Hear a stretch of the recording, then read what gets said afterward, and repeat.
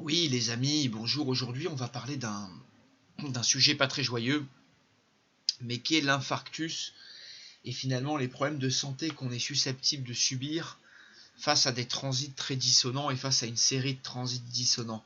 Alors, je vais vous parler de la dissonance saturnienne. Évidemment, quand vous avez un transit difficile de Saturne et qu'il survient au milieu d'autres transits difficiles, et c'est vrai que si vous avez un point sensible de votre thème astral comme l'ascendant, le maître d'ascendant, le soleil ou certains angles, ou votre lune, ou des points très névralgiques de votre thème qui sont mal aspectés par Saturne, et dont le soleil, parce que c'est vrai que le soleil, c'est le cœur. Souvent le maître d'ascendant également peut être aspecté. Et c'est vrai que la dissonance Saturne-Soleil, elle peut se manifester par un arrêt du cœur. Alors pas que ça, mais c'est vrai que souvent on peut avoir pas mal de problèmes de santé sous un transit de Saturne au Soleil. Généralement le Soleil il représente la moelle épinière, le dos, le cœur, le plexus solaire, toute l'énergie vitale du natif, son rayonnement, son charisme, mais également souvent le sommet de la tête ou notre constitution physique aussi. Et c'est vrai que, comme je le disais, donc un transit de Saturne au Soleil souvent nous fait mal au dos ou peut nous causer quelques soucis au cœur. Et c'est quelque chose que j'avais moi-même très anticipé parce que je vivais en Asie, en Thaïlande pendant très longtemps. Et le roi de Thaïlande, dont on voit le thème ici, qui est un Sagittaire, né le 5 décembre 1927, à Cambridge, dans le Massachusetts, aux États-Unis d'ailleurs. Le roi de Thaïlande est né aux États-Unis. Et c'est vrai que le 13 octobre 2016, il a eu un passage de Saturne sur son soleil. Et c'est vrai que j'avais dit dans cette année que c'est vrai que le passage de Saturne au soleil pourrait causer des petits soucis. Et effectivement, il est mort le 13 octobre sous une conjonction de Saturne à son soleil, sur le retour de Saturne à son soleil, en transit. Et c'est vrai qu'on voit qu'il y a pas mal de petites planètes rapides qui ont réactivé des transits difficiles dans le cas du roi de Thaïlande et qui malheureusement ont eu raison de sa santé. La lune en carré au soleil qui est venue réactiver ça vraiment le jour pile. Bon, il avait les nœuds lunaires carrés au soleil, oui, il avait un paquet de transits, une Pluton carré à la lune, carré, enfin en formation carré à Vénus également, mais vraiment en formation assez large. Mais il avait pas mal de transits. On voyait là, justement, le soleil est venu opposer sa lune natale, réeffectuer pas mal de transits. Dans le ciel, cette conjonction Mercure-Jupiter était carrée à celle-ci. Enfin, il y avait pas mal de dissonances en plus, déjà des dissonances, surtout en plus de cet aspect, mais qui ont valu malheureusement la vie au roi de Thaïlande. Et récemment, j'ai eu le père d'une amie qui est Cancer ascendant Sagittaire, et qui, sur son opposition de Saturne, là, de mémoire juste avant 2019, mais sur sa première opposition de Saturne, je crois, là, en janvier 2019, a fait un infarctus, malheureusement, le pauvre. Et je crois d'ailleurs que c'est arrivé à ce moment-là, vous voyez, où il y a pas mal de planètes angulaires.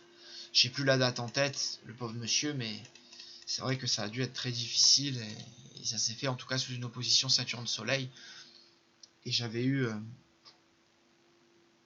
des personnes de sa famille en entretien, et je leur avais dit, oulala, votre papa vient de subir un Saturne-Soleil, ça pour le dos, le cœur, c'est pas facile, il vient d'avoir un arrêt cardiaque. Je m'étais dit, oulala. On va passer sur le thème d'une personne aussi très connue qui est Michel Berger. Et vous voyez, lui, il n'a pas eu un infarctus, c'est le 2 août 92, il n'a pas eu un infarctus lors d'un transit Saturne-Soleil, même si Saturne faisait un sextile un peu large, un trigone et on va dire un contact à son ascendant-descendant à l'horizon de son ciel. Il avait plein d'autres transits contrariants, mais on voit bien que Saturne est au sommet du ciel et qu'il faisait également carré à son maître d'ascendant Gémeaux. Maître d'ascendant Mercure, pardon, le maître d'ascendant des Gémeaux. Il y avait également Pluton sur ce maître d'ascendant, Jupiter était également carré à son ascendant descendant.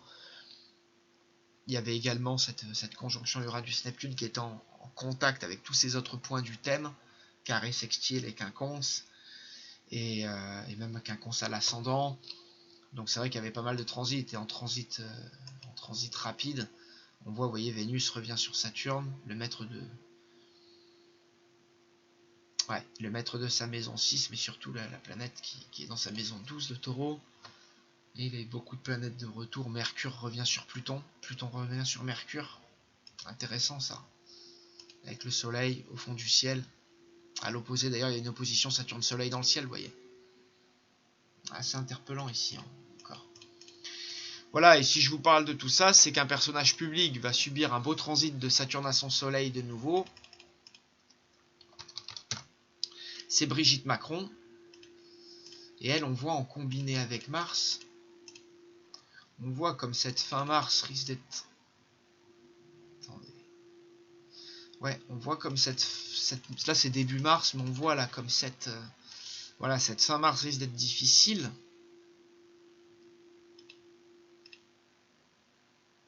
Alors, fin janvier, elle a le transit exact, pardon. Voilà, elle va être sur le transit, là, en fin janvier, là.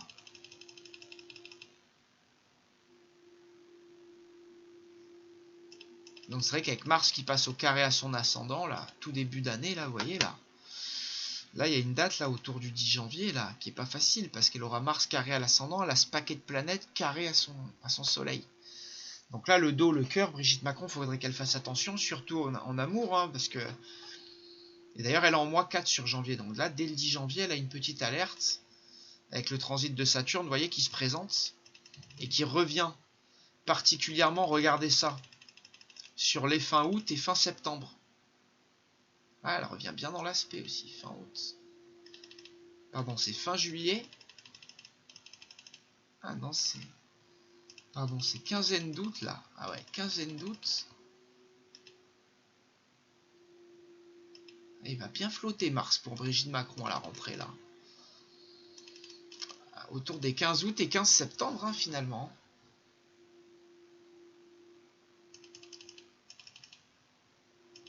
Non, parce que Mars, regardez, il revient bien, là. Non. Donc autour, non. Au contraire, voilà. C'est vraiment, ouais, début octobre, là, vous voyez. Le passage exact sur son Soleil, c'est le 6, là, de Mars.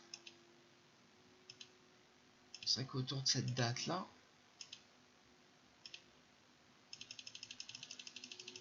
tout comme sur les 15 premiers jours d'août, même là, tout le mois d'août, ça va être difficile pour Brigitte Macron, là, ce passage-là. Ouais, tout le mois d'août, globalement, jusqu'à même la mi-septembre et toute la fin septembre, début octobre. Mais là, globalement, là, du début août au début octobre, il se présente quelque chose pour Macron. Tout comme autour de la dizaine janvier, fin janvier.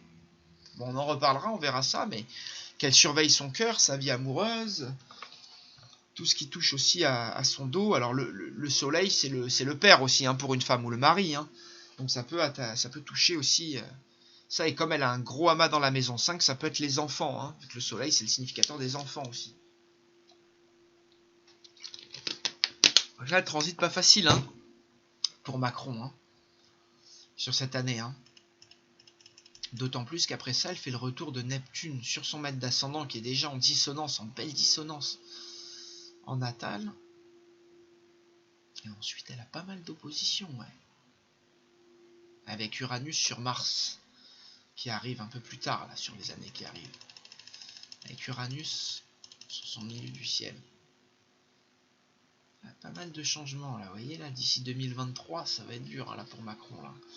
Là, elle a une série d'années très difficiles. Hein. L'année 20, c'est... L'année 2021, c'est l'année 4. Et c'est vrai que de 2021 à 2023, année 4, 5, 6, souvent de gros recadrages professionnels, des déménagements, des ruptures, des gros changements amoureux. Donc là, attention, il pourrait arriver sur... C'est ça, sur 2021-23, là, Macron... Brigitte Macron, elle va être en grosse difficulté... sur cette fin d'année 2023, là, sur cette fin d'année, pardon, dès 2020, mais entre 2021 et 2023, ça risque d'être pas une période facile et très changeante dans la vie de Macron, là, avec tous les aspects qu'elle fait. On en reparlera. Je sais pas si elle va rester avec Emmanuel, hein. Ça risque d'être difficile, hein, vu ce qui s'annonce. Hein. Allez, on en reparle.